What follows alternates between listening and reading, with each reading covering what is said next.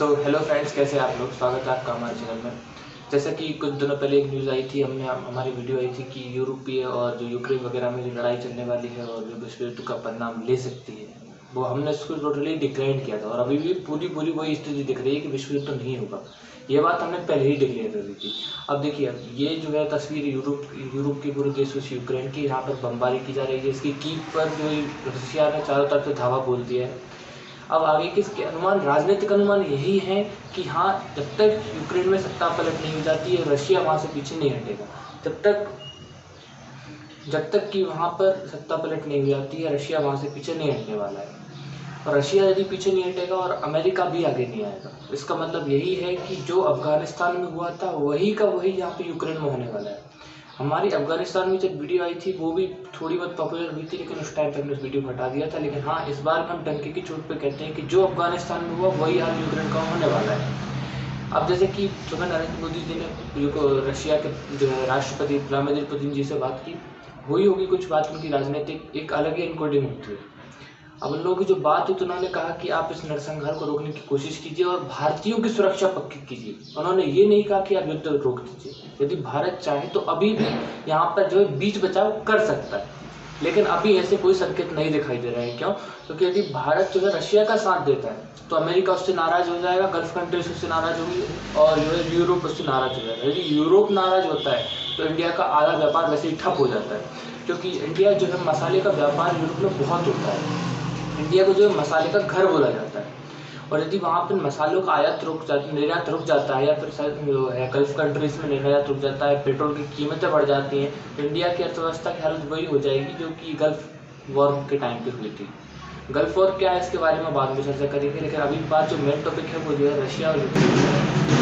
जैसे कि आप इस वाले फोटो में देख सकते हैं, बहुत जोर से उन लोगों का युद्ध चल रहा है। रशिया के पास भी एक बहुत अच्छी एक सुपर पावर है जो है वर्ल्ड की।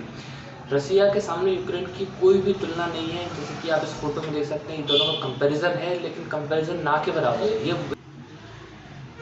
जो हालत ये जो हालत बन रही है, ये जस्ट लाइक वही है कि एक छोटा सा कुत्ते का बच्चा या फिर कहेंगे पपी जो एक हाथी के सामने लड़ने के लिए तैयार है। लेकिन हाँ, हम उसकी फिर भी हिम्मत की दाद देंगे और हम यही प्रार्थना करेंगे कि उसकी जो है आज़ादी, जो उसकी सोवर्निटी, संप्रभुता है, वो बची रहे। बाकी नाटो देश बाय चांस ही इसकी कोई हेल्प करें, हम अभी भी कहते हैं 90% तक चांसेस नहीं है कि उसकी हेल्प कर सकते ये लोग। क्यों? क्योंकि ये खुद की हेल्प नहीं कर पाए थे एक टाइम पे। इन्होंने संगठन जो बनाया था नॉर्थ अटलांटिक ट्रीटी ऑर्गेनाइजेशन, ये केवल उनके देशों के लिए है।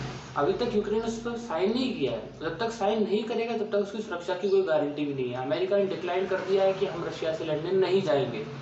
फ्रांस ने केवल ये कहा है कि हम रशिया को उस पर प्रतिबंध बढ़ाए जाएं, हम उससे अपने राजनीतिक संबंध तोड़ सकते हैं, तोड़े नहीं हैं अभी तक, तोड़ सकते हैं। तो ये वाले जो पॉइंट है। और अब आपको एक डिफरेंट टाइप का फोटो दिखाना चाहूँगा मैं, जो कि आपको अपने भारतीय होने पर गर्व करने को जो है मजबूर कर देगी। तो यह फोटो देख सकते हैं कि यार, मैं किसी धर्म को सपोर्ट नहीं कर रहा हूँ, लेकिन हाँ, ये एक हिंदू पंचांग का एक फोटो है, जिसकी इस लाइन में आप अंडरलाइन जो देख सकते हैं, मैंने अंडरलाइन कर दी है कि इस लाइन में ये साफ साफ दिखाया गया है कि जो है फरवरी की 26 तारीख के बाद में वहाँ जो यूरोपीय कंट्रीज हैं, तो उस समय तक में वहाँ पर युद्ध की हालात बन सकते हैं और अप्रैल तक बनेंगे। आप एक चीज़ से अंदाजा लगा सकते हैं इनकी कैलकुलेशन कितनी शानदार है। को दुनिया में कोई भी विज्ञान आ जाए, लेकिन भारत के ज्योतिष से आगे कुछ नहीं हो सकता। क्यों? क्योंकि हम लोग मैथमेटिशियन बेस्ड लोग हैं। हम लोगों ने जीरो दिया है वर्ल्ड को, हम लोगों ने हीरो भी दिया है वर्ल्ड को। हमारे पास बुद्ध थे, हमारे पास आर्यभट्ट थे, हमारे पास सारी सभी व्यवस्थाएं थी बस। लेकिन हाँ, हम लोगों को अभी एक चीज़ पे फोकस करना चाहिए कि युद्ध का माहौल चल रहा है। यदि कभी विश्व युद्ध भड़कता है, भड़कने के चांसेस बिल्कुल 1% है, लेकिन यदि भड़कता है तो भारत पर हमला सीधा सीधा होगा। भारत पर हमले के सीधे 4-5 फ्रंट, जैसे कि चाइना से हो सकता है, पाकिस्तान से हो सकता है, और उसकी बर्मा, चाइना जो है यहाँ से भी बर्मा के रास्ते से और बांग्लादेश के रास्ते पर 4 से 5 फ्रंट से एक साथ हमला भारत को हो सकता है। इसलिए भारत को अब अपनी सेनाओं को आदेश देना चाहिए कि आप प्रिपरेशन में लग जाइए, क्योंकि भारत के पास भी उतने उन्नत किस्म के जहाज नहीं है जितने की चीन के पास और पाकिस्तान के पास है। पाकिस्तान की आप तुलना भले ही एक पिल्ले से भले क्यों ना कर ले, लेकिन हाँ, उसके पास अमेरिका का सपोर्ट है, आपके पास रशिया का सपोर्ट है। तो रशिया के खिलाफ में प्रेजेंट टाइम पे पूरी की पूरी दुनिया खड़ी हुई है। और आप इतना बड़ा रिस्क नहीं ले सकते हैं। तो भारत को इस समय पे क्या करना चाहिए कि अपने युद्ध कौशल को बढ़ाना चाहिए, अपने वहाँ पर जो है सभी शिक्षा व्यवस्था को बढ़ाना चाहिए, युद्ध के प्रशिक्षण को बढ़ाना चाहिए, सेना को और प्रशिक्षित करना चाहिए। तो और अब आप लास्ट में इस फोटो के साथ हम आपको अगर फिर से बताना चाहेंगे कि हमारी एक नई सीरीज़ आने वाली है राजतंत्र। अभी मैं भी उसी की जो स्क्रिप्ट लिखने में बिजी था। जैसे हमें पता चला कि यहाँ पर वीडियो बनाना कुछ ज़्यादा ज़रूरी हो गया तो हम आपके सामने आए। और थैंक यू।